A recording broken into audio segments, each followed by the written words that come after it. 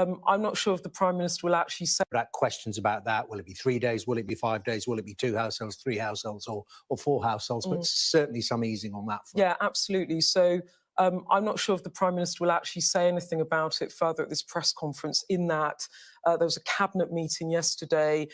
This was all discussed, but he wants to get sign-off from all of the devolved administrations. He wants a 4-nation approach to Christmas, and you know... He's come to the podium. Let's listen there. Or 4 households, but certainly some easing on that front. Yeah, absolutely. So I'm not sure if the Prime Minister will actually say anything about it further at this press conference, in that there was a cabinet... Certainly some mixing for a period over Christmas. No doubt questions about that. Will it be 3 days? Will it be 5 days? Will it be 2 households, 3 households, or 4 households? But certainly some easing on that front. Yeah, absolutely. So I'm not sure if the Prime Minister will actually say anything about it further at this press conference, in that there was a cabinet meeting yesterday. This was all discussed, but he wants to get sign-off from all of the devolved administrations. He wants a 4-nation approach to Christmas, and you know... He's come to the podium. Let's listen there. COVID press conference. I'm joined, I'm delighted to say, by Chris Whitty, the Chief Medical Officer, and by Andrew Pollard, who's the director of the Oxford Vaccine Project. It seems that almost every week we learn of some new scientific breakthrough to help us beat COVID. Last week it was good news about the vaccine from Pfizer-BioNTech and then Moderna. This morning we heard the fantastic news that the Oxford AstraZeneca vaccine has been highly effective in clinical trials. There are more tests to be done, but the signs are that this vaccine, financed partly by British taxpayers working in partnership with a great British company, this vaccine could be both affordable and easy to use and highly effective. We've ordered 100 million doses, and thanks to the work of the Vaccines Task Force, we've secured more than 350 million doses of potential vaccines of all kinds. But we are not out of the woods yet. We can hear the drumming hooves of the cavalry coming over the brow of the hill, but they're not here yet. Even if all 3 vaccines are approved, even if the production timetables are met, and vaccines notoriously fall behind in their production timetables, it will be months before we can be sure that we've inoculated everyone that needs a vaccine. And those months will be hard, they will be cold. They include January and February, when the NHS is under its greatest pressure. And that is why when we come out of lockdown next week, we must not just throw away the gains we've all made. So today we've published our COVID winter plan, which sets out a clear strategy to take the country through to the end of March. We will continue to bear down hard on this virus. We will use tough tiering, in some ways tougher than the pre-lockdown measures, and details of those tiers are on the gov.uk website. And later this week, when we have the most up-to-date data, we'll be sharing details of about which tier your area is going to be in. But I should warn you now that many more places will be in higher tiers than, alas, was previously the case. We will simultaneously be using the new and exciting possibilities of community testing, as they've done in Liverpool. And there will be a clear incentive for everyone in areas where virus prevalence is high to get a test, get one of these rapid turnaround lateral flow tests, do your best for the community, get a test to help to squeeze the disease and reduce the restrictions that your town or city or area community has endured. And that way, through tough tiering and mass community testing, we hope to let people see a little more of their family and friends over Christmas. Now, I know that many of us want and need Christmas with our families. We feel after this year we deserve it. But this is not the moment to let the virus rip for the sake of Christmas parties. It is the season to be jolly, but it is also the season to be jolly careful, especially with elderly relatives. And working with the devolved administrations, we will set out shortly how we want to get the balance right for Christmas, and we'll be sending that out later this week. Christmas this year will be different, and we want to remain prudent through Christmas and beyond into the new year. But we will use the three tools that I've described to squeeze the virus in the weeks and months ahead: tiering, testing, and the rollout of vaccines. Employing all three techniques together so as to drive down the infection rate. And I really am assured now that things will look and feel very different indeed after Easter. And that idea of an end goal or date is important, because at last, if the promise of the vaccines is fulfilled, we do have something to work for, a timescale, a goal around which we can all, businesses can begin tentatively to plan. But with luck and with hard work, we will be seeing improvements before then.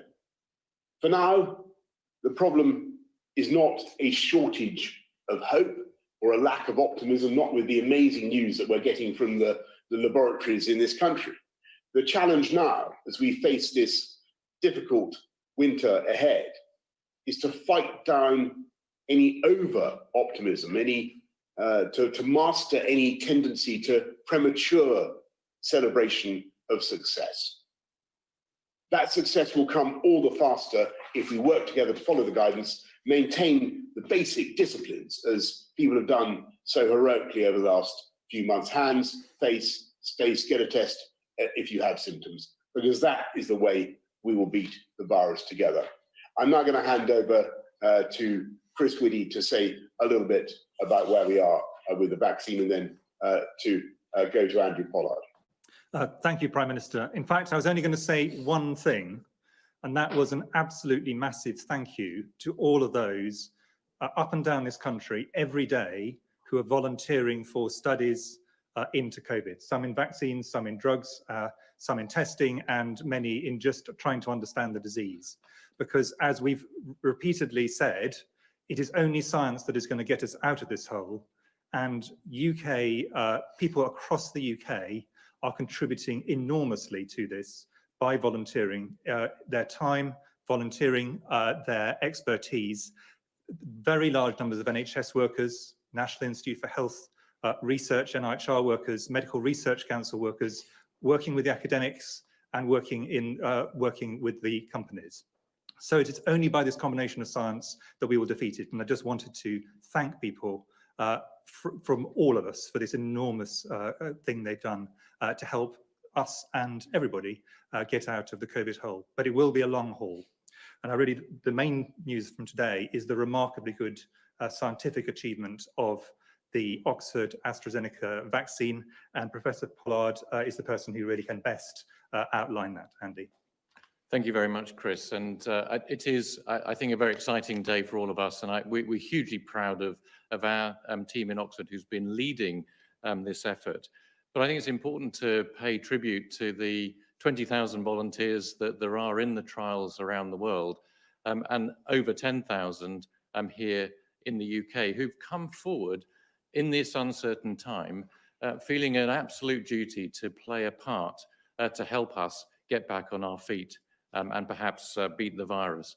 And of course, there's a lot of uncertainty in joining a clinical trial. And I think for all of us, having reached this point today, where we have evidence that the vaccine works, we have a huge debt of gratitude to all of those people who have taken part. Secondly, I just wanted to mention all of the researchers, and Chris pointed out that we have this amazing infrastructure in this country through the NHS and through the National Institute for Health Research, which meant that with 3 weeks' notice, I was able to contact 19 trial sites around the UK, and research nurses and doctors could come out of the woodwork and come and work on the trial to allow us to move so swiftly this year. And I think that's a unique situation that we have in this country that made it possible to do that. Our results today show that in our primary analysis, that's the analysis we agreed with all of the regulators, that the vaccine had 70% efficacy, which is fantastic. That's high efficacy, like we get with flu vaccines, and has the potential to have a really important impact on the pandemic, because we also, in the trials, saw no one go into hospital with disease or develop severe disease if they had been vaccinated. We also had these intriguing results, which you'll have heard reported in the media today, where one arm of our study had much higher efficacy, about 90%. That needs further work to look at it, but it's very exciting that there might be a way of immunizing with the vaccine that gives even better protection. Clearly from today, we have to provide all of the data to the regulators so that they can scrutinize that very carefully and decide whether it's appropriate to move forward for licensure. And we look forward to working with them to provide everything that they need for that purpose in the days and weeks ahead. And if they do approve it, we potentially, with the dosing regime that could be used, we may have more doses available than we thought. We have a vaccine that can be used at fridge temperatures. It can be stored at fridge temperatures. And for us in Oxford, this was really important because we want to be able to make sure that this can be distributed not just in a country like this where we can manage any form of distribution, but around the world, because the virus actually isn't just a problem here in the UK, it is for everywhere. And our partnership with AstraZeneca has been critical because they agreed with our vision for this of having a not-for-profit approach during the pandemic, so that no one was profiteering from making a vaccine in the pandemic period. And that does mean that part of what we can offer will be the equitable access around the world, which is absolutely the vision that there should be from a university. So I think it's been a great day today for us, and as Chris said, for science, that here we've in 11 months been able to pull together all of the data required, meet the requirements for regulators to be able to put that in front of them. And I hope that we'll be part of what could be the end of the problems that we're facing that you were just hearing about from the Prime Minister. I think in the meantime, we certainly need to make sure that we protect each other through this period of time and have access to the new treatments that are coming along. But with all of those together, I'm also optimistic for next year. Prime Minister. Thank you. Thanks very much, Andrew. And let's go straight to questions from the public. We've got David from East London. Thank you and good evening. Won't going back to a localised approach to restrictions again after the 2nd of December lead to variable increases in the rate of infections, with disadvantaged areas suffering the most? Well, thank you very much, David. Obviously, we have variable increases and decreases going on right now, and one of the interesting things is that it's some of the areas that have been hardest hit, and some of the areas actually that have been greatest deprivation, where you're starting to see some of the biggest declines in the virus. I think that's thanks to the work of communities in pulling together. I'm afraid that since the summer, regional disparities have been pretty obvious. What we started to see at the beginning of October, was really across the country, as we saw in much of Europe, a pretty universal second wave. What we want to do now is to push that R down. We think we've got it down to about 1 or just in that area now, but use this tough tiering to keep pushing it down across the country, and that's the best thing for deprived communities everywhere. But I wonder whether Chris, you'd like to, or Andrew, would like to comment on that issue as well. Prime Minister, I think you've actually summarised it completely. The key thing is we need to make sure that people are in the right tiers, and then people adhere to the guidance. And if we do that, then we can keep things down. Thanks very much. Andrew, anything to add? No, nothing to add to that. Thank you so much. Let's go to Debbie from Buxton. And I'm going to read Debbie's question. Will there be a plan to close schools an extra week early to allow a safe period of time before seeing elderly, vulnerable relatives at Christmas? Debbie, really excellent question. At the moment, we're not planning to do that. One of the things where we really attach as a country, as a society, a huge importance to is keeping pupils, keeping kids in school, keeping young people in education wherever we can. That's been at the heart of what we've been trying to do over the last few months, and it's meant that we've had to put a lot of pressure, sadly, on other sectors in order to drive down transmission. But we believe education is of huge importance. We want to keep kids in school as much as we can. Let's either, Chris, Andrew, you want to go on that one? Okay, then let's go straight to the. I'll just add, Prime Minister, that I'm a paediatrician, and I've been working with the Royal College of Paediatrics group, and I think we're absolutely committed to the idea that children should be in school, and I think it's a very important point that you've made. Thanks so much. Let's go to Fergus Walsh of the BBC. Fergus. Thank you, Prime Minister. The rollout of this vaccine is going to be much more complex than the annual flu job. How are you going to guarantee that it's done smoothly and quickly? Well, Fergus, you're totally right. And, obviously what we're doing now, even before we've got the approvals for any of these three vaccines, we're looking at exactly how we can distribute it, the immense logistical challenges. A large number of partners will be coming together to deliver it. The NHS, clearly, local authorities, the armed services, Public Health England, we will all be working together. They've all done an outstanding job so far, but there's a huge effort to go now. And that's why, it's because it's such a big logistical challenge that's why I wanted to enter this important note of caution. We haven't got these things yet. Even when we do get them, it will take a long time. It will take a while before we can get the shots in the arms where they're needed. Chris, anything you want to say on that? Well, the only thing just is to add to one of your points, Prime Minister. I mean, it is really critical. We realise that the regulators have an absolutely critical next role. They independently will look at, do these vaccines work? And they independently will look at, are these vaccines safe? And only when they are satisfied in the UK, the MHRA is an excellent regulator, and elsewhere, will it then be possible for us to say, for sure, we can roll these out and then have a plan. Andrew, anything to add from your point of view? You've seen how difficult it could be to get vaccines on the market fast. Anything to add on that? No, I think there's a huge logistical challenge, but there has been a lot of work in the NHS to start preparing for that. So I don't think we should forget about the efforts already going on and that they're putting in at the moment. Thanks a lot. Let's go to Robert Best and ITV. Rob.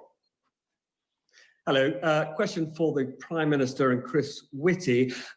Gentlemen, when do you think that there will be no tiers and no government regulations constraining our social and economic lives?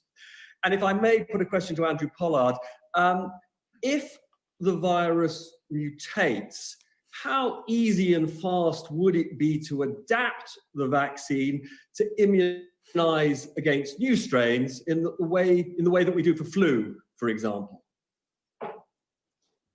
Well, Robert, and it's still as Chris has just said, if we get medical clearance from the MHRA, if we can roll it out at a good lick, but roll both vaccines out, or all three vaccines potentially at a good lick, then with a favourable wind, we should, this is entirely hypothetical, but we should be able to inoculate, I believe, on the evidence I'm seeing, the vast majority of the people who need the most protection by Easter.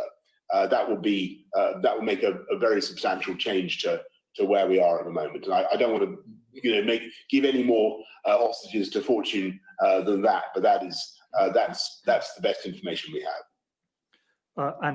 I'll just add to that, which is, I think the way we should think about this is science, and also the seasons when we get through to spring, will help to de-risk this infection steadily, step by step, and we'll be able to pull back from these really oppressive things we have to do socially and economically to keep it under control at the moment. The virus will not disappear, but it will become less and less risky for society, and we'll be able, in stages, to pull back to a point where actually it's still there. It may still cause problems, particularly in the winter months, but we're not having to do these things which cause such difficulties for everybody and such economic hardship for people. So perhaps I'll take the question about the mutating virus. I mean, I think there is certainly the possibility of the virus mutating, and we need to have very good surveillance in place to watch for that. And that is already happening around the world to monitor the strains. But of course, at the moment, there are no vaccines rolled out. So the virus is not under that pressure to mutate away from the vaccines at the moment. I think if the question is, if it did happen and we had no immunity against other parts of the virus, which I think is unlikely to be the case, but if that did happen and the vaccines were no longer providing protection, it would actually, for both the Moderna and Pfizer vaccine and our vaccine, it could be relatively quick. You know, the actual scientific bit is a matter of days to change. And then, of course, there has to be some testing and manufacturing of the new vaccine. But really, the big step is a discussion with the regulators about whether you need to go through the full process again or whether you can switch quickly. And those discussions will need to be had. But at the moment, we don't have any licensed vaccines. So I think this is something for the future. Thanks very much. Let's go to Tom Newton-Dunn, Times Radio. Good evening, Prime Minister. Thank you very much. Question to Professor Pollard. Without wanting you to blow your own trumpet because you're British and Oxford is British, although if you'd like to, I think everyone would like that as well. Can you say how better is your vaccine to Pfizer's in terms of capacity and distribution, obviously with the temperature issue? Is it just a better vaccine? And question to the Prime Minister and Professor Pollard as well, perhaps. We bought 100 million doses of this vaccine, but we're also signatories to COVAX, the Gavi project. Will we get priority? Will Britain get priority in getting our doses? Or will we have to wait with the rest of the world as this vaccine is shared around all the different countries who've signed up to COVAX equally? And perhaps if I start, I mean, the important thing for having an impact on the pandemic is to have vaccines as early as possible. If we don't roll them out when we've got supply, whichever vaccine it is, then it'll take longer for us to get there. And for the world, even at this moment with Pfizer, Moderna and AstraZeneca, we don't have enough doses of vaccine. So I think the answer really to your question is that we need all of the vaccines. It's not a competition between them or which one's best. It's a question of we're only going to have an impact on the pandemic once people are vaccinated, and that's what we've got to get on with.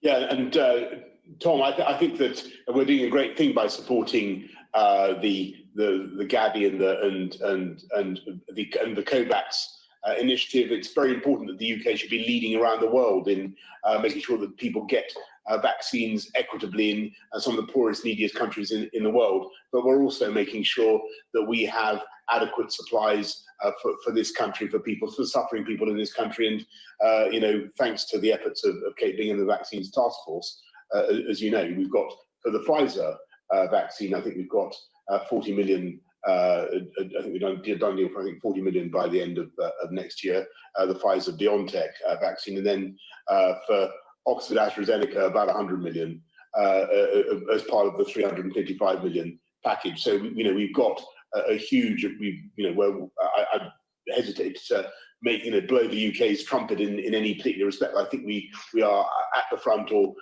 near the front in provision of vaccines. I think that the statistics probably would bear that out. Thanks. Let's go to Sarah Bosley of the Guardian. Sarah. Thank you, Prime Minister. So it's fantastic news we have these vaccines. Are there any plans for certificates or so-called freedom passes to confirm who's been vaccinated once we've really got going on this?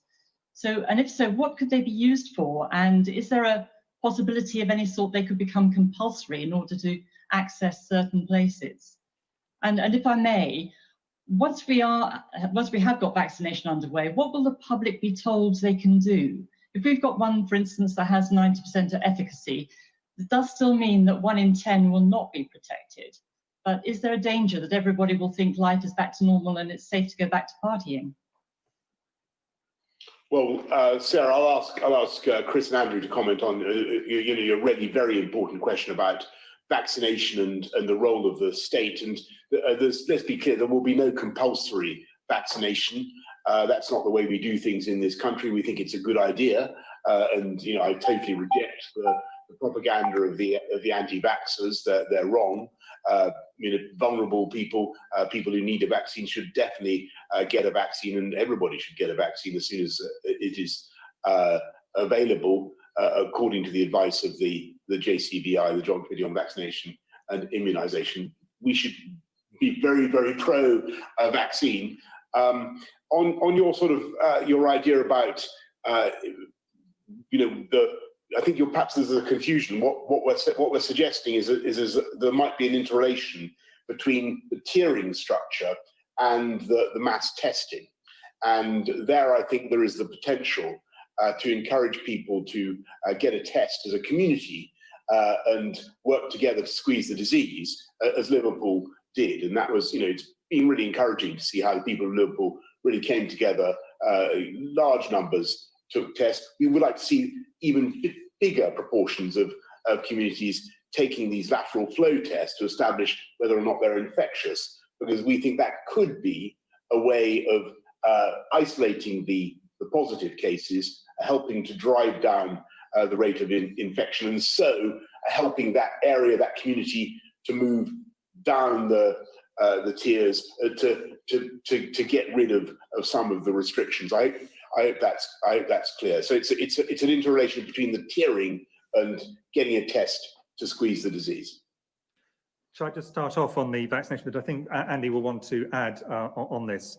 I mean, in the first instance, the data so far is about whether the vaccine protects the person who has been vaccinated, both for this vaccine and for other vaccines. And you're absolutely right that no vaccine will be 100%, or almost no vaccine will be 100% protection. There is then a question, but that's very important, and that will significantly reduce if these vaccines come through the regulators and once they're in people's arms. This will reduce the number of people who die, the number of people with severe disease, the number of people going to hospital very significantly if we get good take-up.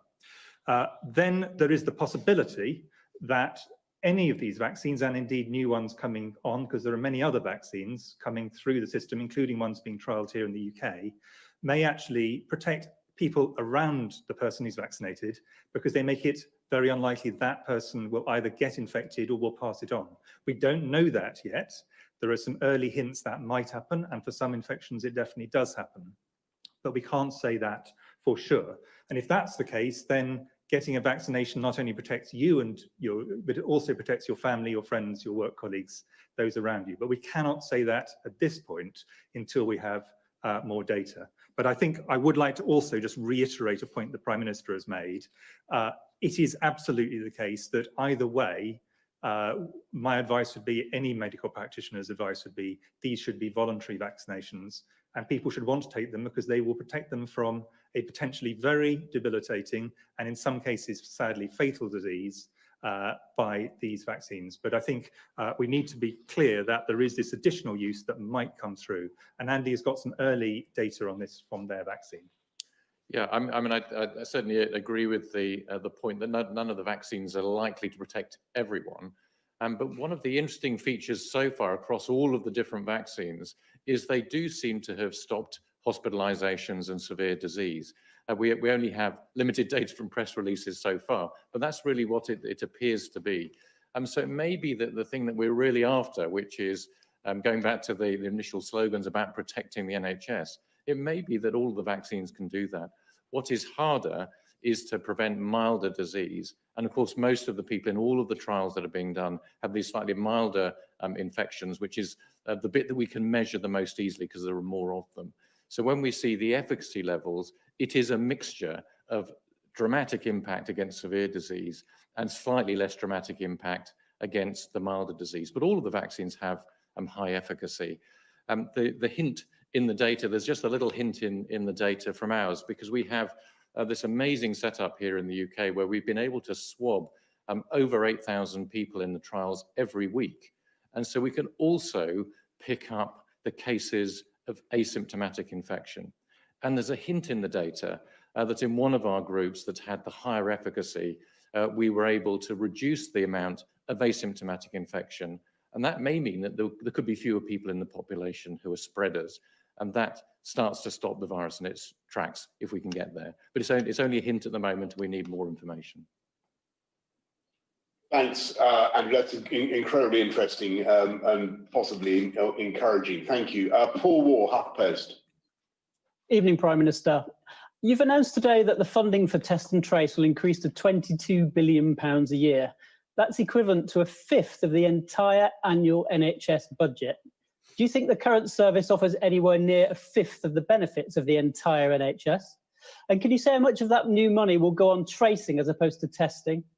And will the bulk of the tracing money go on local public health tracers rather than lining the pockets of private sector firms like Serco? And one for Professor Whitty. Public Health England suggested last week that for every 1 day of relaxation over Christmas, there could be 5 days of fresh restrictions. Have you got a current best estimate for what that ratio might be now? And have SAGE modelled the increase in cases and therefore deaths in a worst case scenario that could occur as a result of the loosening at Christmas?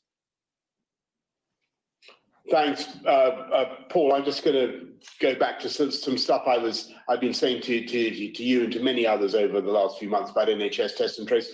Yes, of course, a new operation like this, is going to have teething problems and difficulties, and there's no doubt that it has. And of course, people have been frustrated sometimes by the service that they've got, and I recognise that. Of course, I do. But look at what it is now achieving: a capacity of 500,000 tests per day. It's conducting hundreds of thousands of tests, and 37 million tests have now been done, more than any other European country. And you're right to raise the issue of collaboration with local authorities. That's integral to what we're doing, what NHS Test and Trace is doing. I think there are 198, something like 198 local authority teams. And as we go forward, the work of local authorities and others, we've mentioned the armed services, Public Health England, and so on, will be crucial. I just want to stress, you say, is it value? It's of such importance and such value, because if we don't have it, we can't know where the disease is prevalent in the way that we do. We have fantastic granular detail, which enables us to have this tiering system, this regional focused, locally focused tiering system that we've got. And it enables people who have symptoms to get a test and find out whether they've got it or not, and thereby to take themselves out of circulation. That's absolutely crucial. And the point we're trying to make this evening is that we can see the light at the end of the tunnel, but we're not there yet. We can see the oasis, but there's a long way to go. I mix my seasonal metaphors. There will be hard months ahead. We're going to rely very much on testing and tracing. And we're going to ramp that up. And the PCR testing is invaluable. The LAMP tests in NHS settings is also absolutely crucial to drive down infections in hospitals, nosocomial infections that played such a part in the spread of the disease in the spring. And of course, there's the whole lateral flow testing, the rapid turnaround tests that I also think can be of great value. Now, it would be a huge mistake now for us to de-emphasize testing at this crucial moment. If anything, we want to put more emphasis on testing, encourage people to get a test. Get a test if you have symptoms, get a test in your community if it's a high prevalence area, and help to squeeze the disease. On Christmas, the thing I would add to what others have said is it is pretty obvious, I think, to anybody that the Christmas holiday period, the loosenings around that, which I think everyone welcomes as an ability for families to come together and all the things that go with the winter period, we all know that that is going to come at a risk. And the amount of risk of it depends on really three things. How seriously people stick to the tiers before we go into Christmas, making sure we keep the numbers keeping on coming down or stabilize at a low level, that people over Christmas take the opportunities, but take them incredibly responsibly. And then they're coming out of the Christmas period. Again, people take this next period, which the Prime Minister's talked about, the period out to spring, incredibly seriously. And again, we are very, very mindful of the fact that if we start breaking all the rules, then we are putting other people at risk at a point of the year when these viruses transmit most easily and when the NHS is under greatest pressure. So it is absolutely essential. People are really serious about this. In terms of putting a number on it, to be honest, I wouldn't put a number on it, because if people do all those things very seriously, we will have much less impact from Christmas whilst people still being able to enjoy it than if people choose to actually take a very much less public-spirited approach to it and go wild over that period. And so I think what we really need to do is we need to say, look, if everyone is serious before, during and after, then we can minimise the amount of impact it'll have. Of course, it will have an impact, and that's accepted. And this is all part of the balance of having to keep the virus under control, but trying to do so in the way that is the least socially and economically damaging. It's a very difficult balance, as we all know, for which there is no perfect answer. It's trying to get the balance as best we can between these competing difficulties. Thanks so much. Thanks, Paul. Let's go to Torquil Crichton's Daily Record. Good evening, Prime Minister. What is the score of the Christmas holidays? Final agreement seems to be stuck in a kind of no man's land between you and the devolved governments. Nicola Sturgeon wants a small number of people to meet for a small number of days, fewer days than you perhaps. Is the devolved tail wagging the Westminster dog here? And what are the chances of a bit of peace and goodwill between the two of you? Well, Torquil, I think there's, as ever, the absence of peace and goodwill is grossly overstated by those who might have reasons to do so. Actually, there's a very good discussion going on between us and the DAs about how to do this. Everybody obviously has relatives in all parts of the country, and we want to make sure we have a solution for Christmas that everybody can share and understand and respect throughout the whole of the UK. But to get to your characterisation, I think everybody shares your caution. We want people to be able to celebrate, but we don't want to ruin it by overdoing it. So that, I think there's a wide measure of agreement about that, and I think you can probably expect some news about the way forward pretty soon, Torquil. Okay, everybody, unless there's anything that anybody wants to add. Prime Minister, can I just add on that last yes, one? Chris, I mean, I have the privilege of working very closely with my opposite number chief medical officers from Scotland, Wales and Northern Ireland. And in fact, the last meeting I had before this press conference was with them to discuss Christmas. And we learn from one another. That's what it is. It's all about us learning from one another and actually bringing the skills across the UK to bear to actually learn about this virus and try and achieve the best outcomes for the public. Thank you very much. Thanks for what we're all doing. Thank you all, and see you next time. Thank you.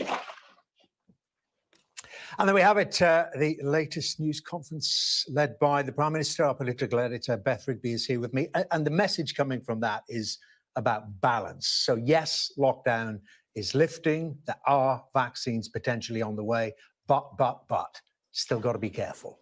I mean, my takeaway from that is that this is going to be a long old run until we can live in a more normal situation. I mean, the Prime Minister there was saying that his end goal is Easter. That's in April. That's 4 months away. So, yes, the English national lockdown ends on December the 3rd, but we are going to be in tougher tiers.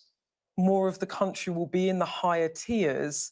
It will loosen up a bit at Christmas, and then we're back into that system right through January and February, and April is the moment that the Prime Minister is saying that we could go back to a normal life. Look, there was hope there. Of course there was. The vaccine news is absolutely brilliant, very positive. And the Prime Minister there was saying, with a bit of speed and favourable headwinds, then it could be that everyone that needs a vaccine might be able to get that vaccination by Easter. So that is a great balancing to what is going to be a tough few months. But I also thought it was interesting what Professor Whitty said right at the end there, because the Prime Minister characteristically made light of it, saying Christmas is a time to be jolly, but this season we've got to be jolly careful. I mean, you know, a clever play on words. And Chris Whitty there saying it's pretty obvious that loosening restrictions at Christmas come at a risk.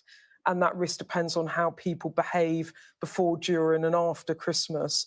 And he said it's absolutely essential. People are really serious about it. And I think, you know, we might get what the Christmas plan looks like tomorrow at the earliest. As I said, the Prime Minister needs to get that signed off with all the devolved administrations, and then people are going to have to make their own judgment calls about how many people that they want to have around the table. I mean, it could be that you can have up to 3 households gathering. We expect the period could last for about 5 days. This is all to be signed off, so I'm heavily caveating it. But people will have to take their decisions. But, you know, the vaccine is positive. Also, the Prime Minister talking there about testing, speeding up testing, and perhaps we can get some more freedom around that. But in the short term, into Christmas, it's going to be tough. And then January and February, at the peak of demand for the NHS, I think it's inevitable that we're going to be living with quite tough restrictions. Hard, cold months ahead, as the Prime Minister said. Beth, thank you very much indeed. Well, let's remind you of exactly what has been announced, some of the main subjects that were discussed there. Non-essential retail will be allowed to open across all 3 tiers. That's, of course, a big boost to Christmas and post-Christmas shopping. Outdoor grassroots sport will be back on, with gyms being able to reopen in all tiers, 1, 2 and 3.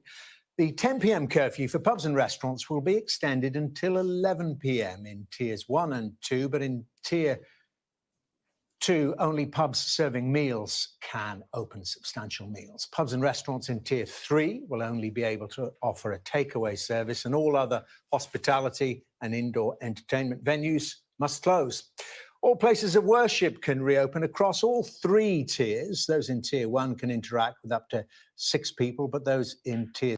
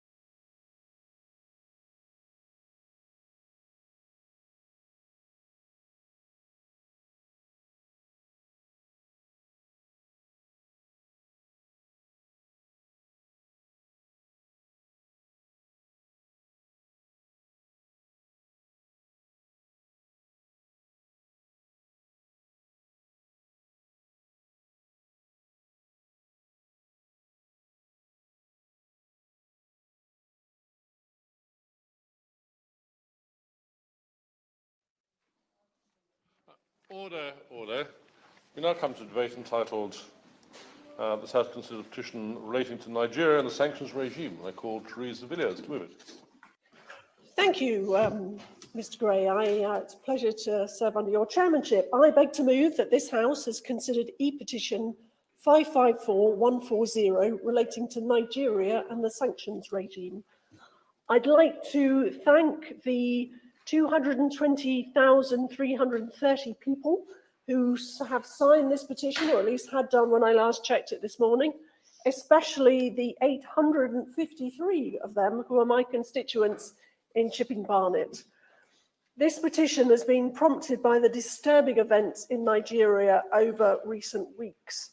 there have been widespread protests regarding the activities of the Special Anti-Robbery Squad of the Nigerian police, known as SARS.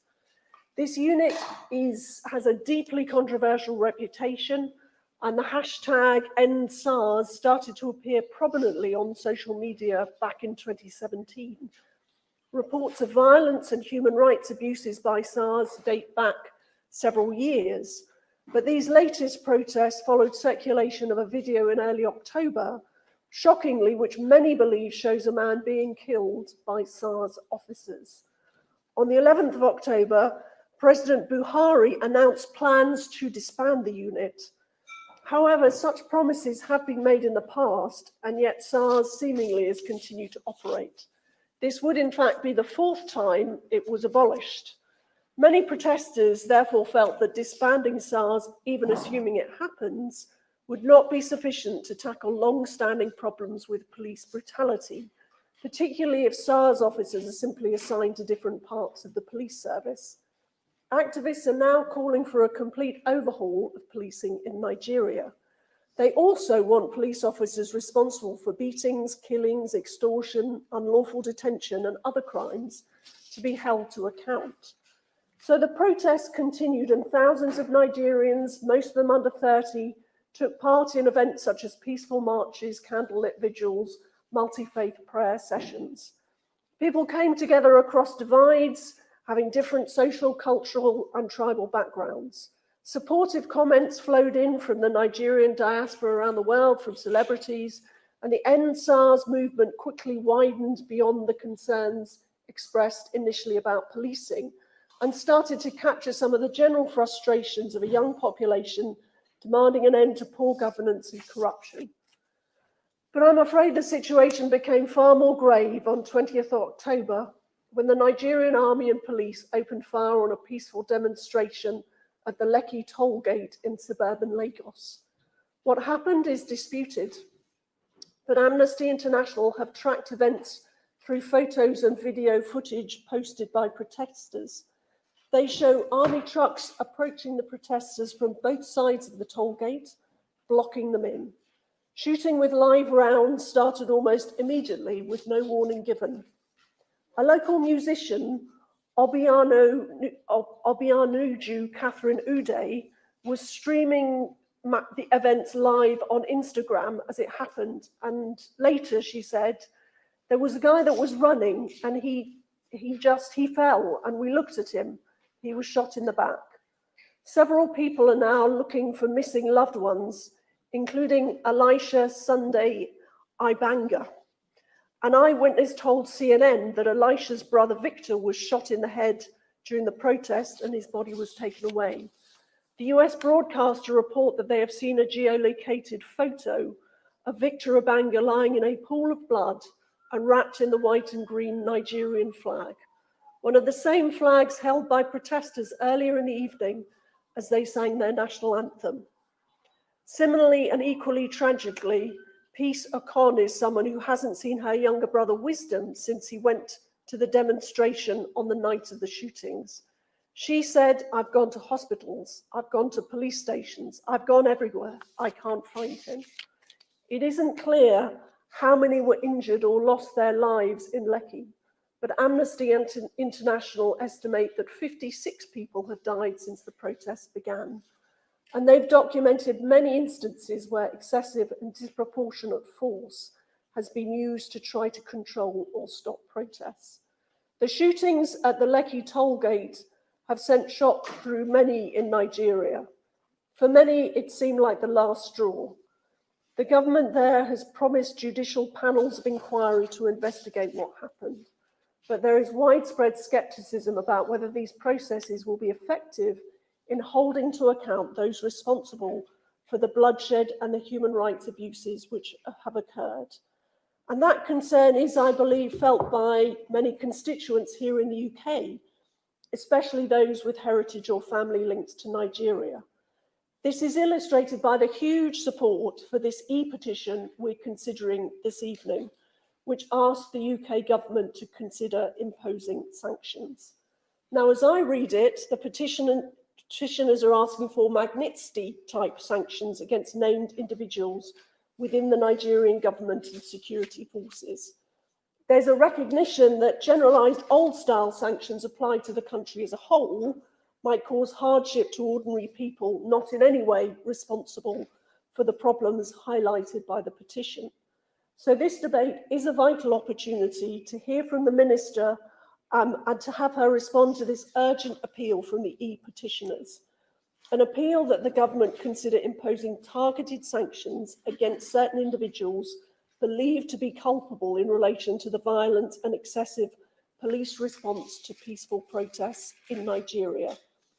The new Magnitsky sanctions regime started to operate in July, and I believe its creation is one of the best and most important foreign policy decisions made since the Conservatives returned to government in 2010. It puts us ahead of many other countries in showing how seriously we take human rights abuses around the world.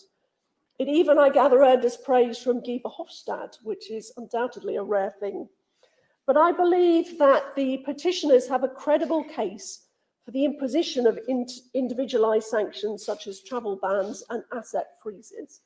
Now, of course, I appreciate there are real sensitivities about anything which might be considered interference in the domestic affairs of another country, especially where there was a previous colonial involvement. But I still hope that ministers should give serious consideration to what the e-petitioners request. And my second ask of ministers is that they provide reassurance about UK aid and security programmes which involve Nigerian police, military and security forces. In their responses to written questions on this matter, the government has emphasised these programmes are intended to improve transparency and accountability, as well as strengthen respect for human rights, the rule of law and protection of minorities. But I know my constituents signing this petition want more clarity and certainty about what these UK programmes have achieved and how they're assessed. I believe they'll be reassured if we have a clear statement that no UK taxpayers' money can be misused by security forces in Nigeria or in any circumstances deployed on activities which suppress peaceful protests. My third question for ministers is what representations they have or are prepared to make to the Nigerian government about human rights abuses against Christians. Charities such as Christian Solidarity Worldwide and Open Doors have documented a worrying increase in attacks on Christian communities in Nigeria by terrorist groups over recent years, and their plight must never be forgotten. Fourthly and finally, I would ask ministers to step up engagement with the Nigerian diaspora in the United Kingdom. There are many British Nigerians who want to deploy their knowledge and their understanding of the country to help shape the UK's response to unfolding events in Nigeria. Worried about the situation and distressed about the Lekki Tollgate tragedy and other loss of life, they're brimming with enthusiasm to help, to make a difference, and to be involved in building a better future for Nigeria. In this regard, I particularly want to thank my constituent, Lara Ayodeji Akindeji, for contacting me to share her concerns and offer her help. Her support and briefing for this debate has been invaluable. So my final request would be to ask the Minister to meet me and a group of constituents to discuss these matters further. Mr. Gray, Nigeria is a country with so much going for it, a young and hugely talented population, massive natural resources, and a rapidly developing economy. If the End SARS protesters secured the reform and the improved governance they're demanding, Nigeria could become a formidable economic powerhouse. And the diaspora community here can be a vital bridge linking our two countries in a brighter future of increased trade and prosperity in the years to come. Thank you. This House considered e-petition 554150 related to Nigeria and the sanctions regime. Kate Asama. Thank you, Mr. Gray. It's a pleasure to serve under your chairmanship, and I thank the honourable member for Chipping and Barnett for her passionate opening for this debate.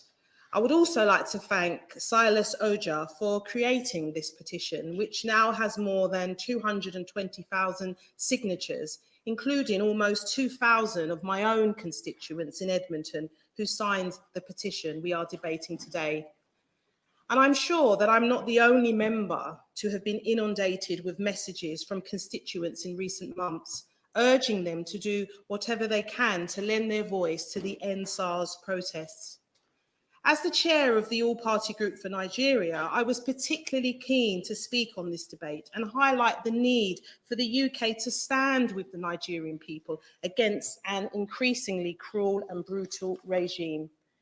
The situation in Nigeria is incredibly serious, with tragedy after tragedy unfolding on the streets in state after state, as the Nigerian government and its security forces take ever more repressive measures to end a protest movement, which has given hope to millions across the globe. The End SARS movement is not just about disbanding the special anti-robbery squads. It is a movement led by the youth of Nigeria who took to the streets of Nigeria peacefully, demanding an end to brutality, extortion, and extrajudicial executions, and for a truly democratic Nigeria. The bravery of the youth-led movement will never be defeated. Today, we need to consider how the government should respond to both the movement itself and the violent actions of the Nigerian regime. However, we must also take this opportunity to look beyond sanctions to a way in which development funding is spent in Nigeria. Instead of funding corrupt security services and investing in projects which do not benefit ordinary Nigerians, we need a new focus on poverty relief and anti-corruption programs. Mr. Gray, it is vital that we recognise the role of the UK and how these events have unfolded in Nigeria. Despite previously stating the opposite, the government has now admitted to funding SARS units for the last 4 years. That funding not only included the provision of training to those units, but the supply of equipment. At the very moment in which Amnesty International had declared SARS units to have been involved in extrajudicial killings, corruption, and torture, the government was using the aid budget to train and equip those units. In fact, between 2016 up to this year, more than 10 million went towards programs from which SARS units benefited. That is not only immoral, it makes it harder for UK to play a positive role in Nigeria during this vital period. How can the government, with a straight face, call for an end to violence against protesters, having helped train and equip the security forces who are carrying out that violence? So today, I hope the Minister will publicly apologise for the decision to fund SARS units and pledge a full and independent inquiry into this matter. Mr. Gray, the 20th of October 2020 will be remembered as the Lekki Tollgate massacre, the day a deliberate and coldly calculated attack on peaceful Nigerian civilians was carried out by the Nigerian army. The Nigerian government has since taken part in an attempted cover-up of this massacre. Security forces in Nigeria make muted responses to the murder of protesters. While governments across the world have called on the Nigerian government and the security forces to stop killing protesters, the UK government has hedged its bets, issuing only weak and timid statements. It is therefore a gift to the Nigerian government when our government fails to explicitly condemn the Nigerian regime for killing its own citizens. So will the Minister today finally condemn the Nigerian regime for its part in the Tollgate massacre and the continued killing of peaceful protesters in Nigeria? Mr. Gray, the Nigerian government says that it has disbanded SARS, but the corruption and brutality of the security forces continues. The Nigerian government's violence against its own citizens appears only to be intensifying. The Nigerian government needs to stop freezing bank accounts of key protesters. It needs to stop illegal detentions of key protesters. The Minister of Information for the federal government went on record to state the CNN reporting of the massacre is, and I quote, fake news. This is undemocratic conduct and it really needs to be called out. So I ask that the Minister uses this opportunity to end the UK government's neutrality on this issue. The UK must never be neutral when it comes to human rights abuses. Are the rights and needs and dreams of young Nigerian people not the same as those that are here in the UK? The UK should not be a safe haven for anyone who denies their own citizens the same freedoms they come to enjoy in the UK. Mr. Gray, all too often, when a repressive regime is targeted with economic sanctions, it is the civilians who pay the price, while the regime itself becomes more entrenched and less open to change. But the UK government can use the sanctions under the global human rights regime, which targets individuals involved in human rights violations and abuses. So, if the UK's position is a global force of good, then I ask the UK government to add the names of the Nigerian government and the security services to the designated list of those responsible for the worst human rights abuses. As I come to a close, it is time for the UK to change course and stand in solidarity with those fighting for a new Nigeria. Let's stand together. Let's get rid of corruption, extortion, extrajudicial murders and massacres, because it's time for a new Nigeria. And I thank you. I'll do that. Thank you, Mr. Gray, for calling me to speak. And I must say it's a pleasure to follow my honourable friend, the Honourable Lady for Edmonton, who speaks quite rightly with great passion about one of the great countries in this world that is sadly being racked by violence and violence against young people. Now, I would argue that the greatest book in the English language, and I know there may be some debate about this, but the greatest book in the English language is Things Fall Apart by Chinua Achebe, the great Nigerian writer. And the beauty of that book is the way it explains the challenge of changing generations to live together, and the way it speaks about values falling away and community being eroded by outside pressure. What we're seeing in Nigeria today is part of that story. It's a tragedy that we are watching. It's a tragedy that we are all witnessing, because as we see things falling apart, the pressure this time is not foreign colonialism, forgive me. The pressure instead is corruption and violence and attempts at control. And that's why I totally agree with my honourable friend, the member for Edmonton. We need to call out the corruption. We need to use the powers that we have in this country to stop those who are profiting from the wealth of that great nation and hiding it here. Now, some people will remember when General Gowon left Nigeria with half the central bank, so it is said, and moved to London. We know that today, even now, in this great city of ours, there are, sadly, some people who have taken from the Nigerian people and hidden their ill-gotten gains here.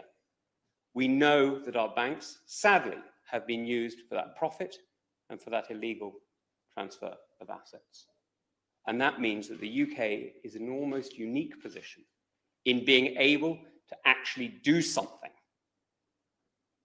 to really exert pressure on those who have robbed Nigerian people.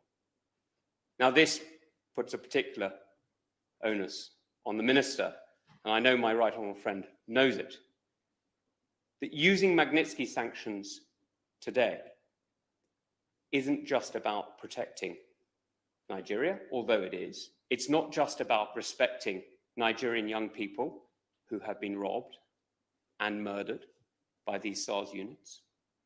It's actually about protecting the United Kingdom, because what happens in Nigeria matters fundamentally to us here. This is the third country of the Commonwealth. This is a country of 200 million people. It is going to be the great economic powerhouse of Africa and one of the great economic powerhouses of the world.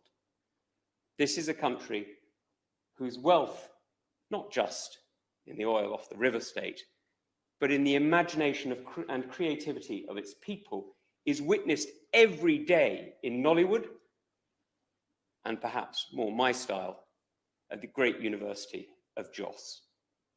This is a country that gives so much to the world already, despite the fact that it is ill-governed, brutalized, and robbed. Just imagine what it could give if the plateau state wasn't a scene of conflict and anti-SARS movements, but instead was the global centre of learning that it really, truly could be, and indeed was up until the 1960s. So look, this is an opportunity for the UK to do something real, not just in the interest of Nigerians, though it would be, not just in the interest of Africans, though it would be that too, but fundamentally in the interests of the British people. This is a moment when these petitioners have got it absolutely right.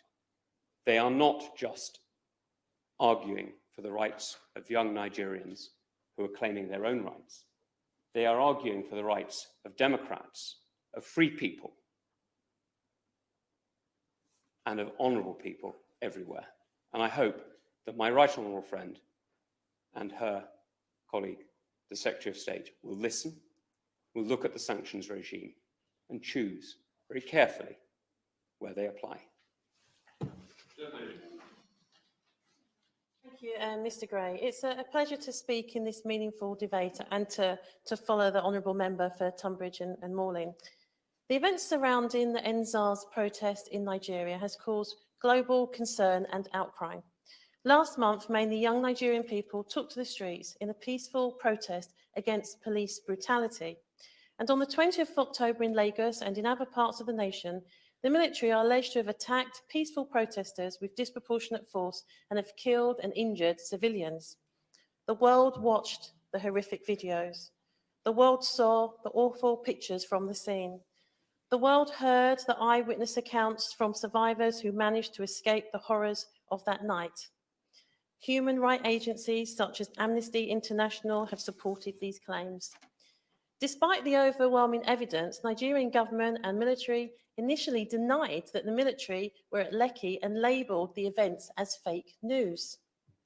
Media companies received a memorandum from the Nigerian National Broadcasting Commission to silence them, not to embarrass individuals, organisations, government, cause disaffection or panic to the society at large, following reporting on the events of that dreadful night.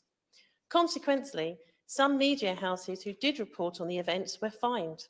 The bank accounts of some organisers involved in the protests have been frozen by the Central Nigerian Bank pending investigations. Some organisers involved in the protests have been arrested or harassed by the authorities.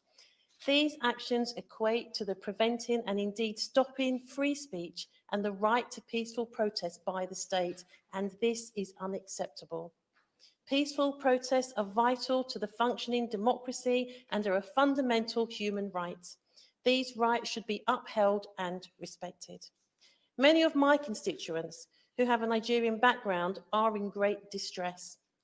Those that have relatives and friends in Nigeria are concerned about the safety of their loved ones and have contacted me about this situation.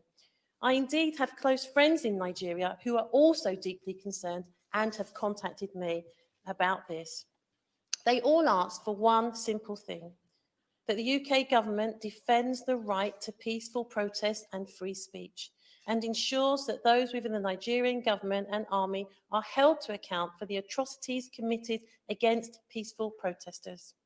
Given the shared history between the UK and Nigeria, and as a fellow member of the Commonwealth and ally, the UK has its duty to stand up for human rights of Nigerian citizens.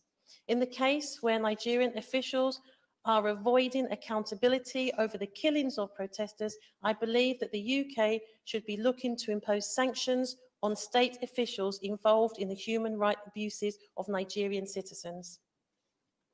In July of this year, the Secretary of State for Foreign, Commonwealth and Developmental Affairs introduced the Global Human Rights Sanctions Regulations. Under this statutory framework, priority themes relate to cases that threaten media freedom and human rights defenders. Furthermore, another priority theme considers cases where the relevant jurisdiction law enforcement authorities have been unable or unwilling to hold those responsible for human rights violations or abuses to account. The government clearly have the tools to ensure that Nigerian state officials respect the constitutional and fundamental human rights to protest and free speech. If those who ordered and facilitated the killings and harm to protesters are not held accountable, then the UK government should advocate for independent investigations to take place.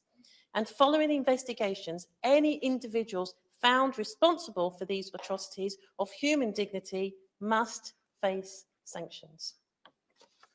Right. I'm very grateful, Mr. Gray. It's a pleasure to serve under your chairmanship, and it's really good to see you looking so well. I'd like to thank the Honourable Member too from Chipping Barnet for introducing this debate, for her passion, and also to all of my honourable friends, also for their passion, their expertise, and their clear demands that we're making today in this chamber. And it's good to hear that the demands are unanimously held across what is sometimes a divide. As we know, the SARS police unit was suspected of abuses against thousands of innocent Nigerians over the past 28 years.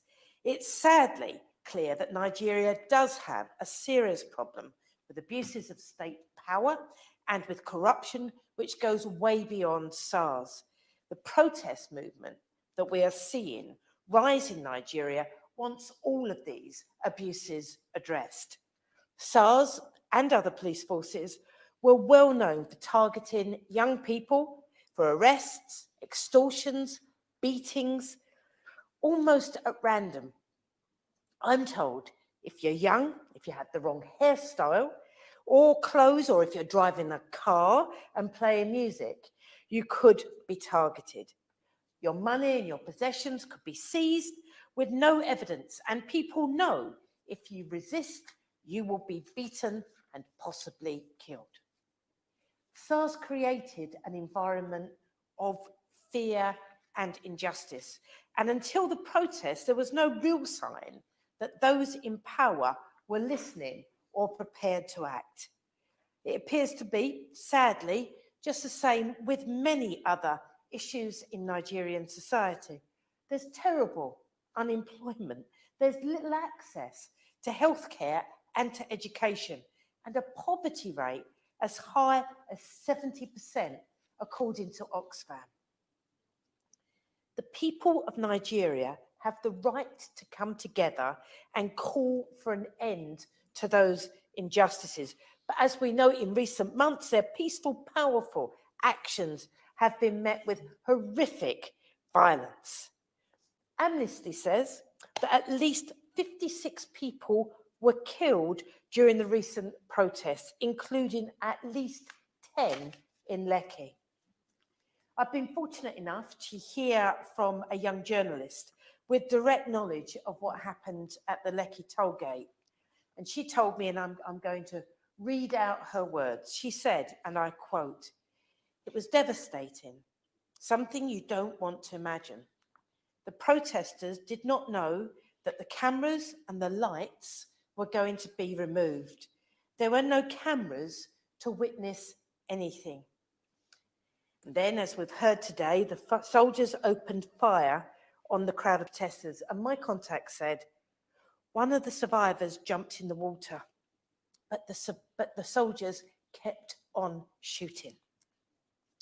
For days after, a friend of mine didn't come online because of the shock and the fear, and it took him a long time to come to Facebook and to say, thank God I survived. I did not think I was going to. She said, someone else I know left the toll gate with a bullet in him, and later they moved all the bodies so that there would be no evidence. For them to close their hearts and kill protesters like that is simply unforgivable. The response from the authorities who feel threatened by the protests has been insidious, as we've heard. Media agencies have been fined for telling the truth. Bank accounts of activists have been suspended because supposedly they finance terrorism. And government spokespeople have even blamed the protesters for a rise in food prices. Those in power will clearly do anything at all to ensure that the movement ends now and that SARS is technically disbanded. Those in power are terrified that the calls for action on corruption and police brutality will go on and on. My plea to the Minister today is that we stand with the young people of Nigeria who are demanding change far beyond the closure of SARS. What they are demanding is a future worthy of their courage and their leadership. And here in the UK, we need that too, because Nigeria is a massive, fast-growing, youthful country. It has massive potential. It's a country that will have a leading role in decades to come, not just within Africa, but in our world. And for that positive leadership to happen, that sense of justice that motivates the End SARS protest must prevail to shape Nigeria's future and our future too. So, Minister, I don't think that words from the government today are going to be enough, because I think we've got to show our solidarity, demonstrate it by identifying and targeting those that we know are responsible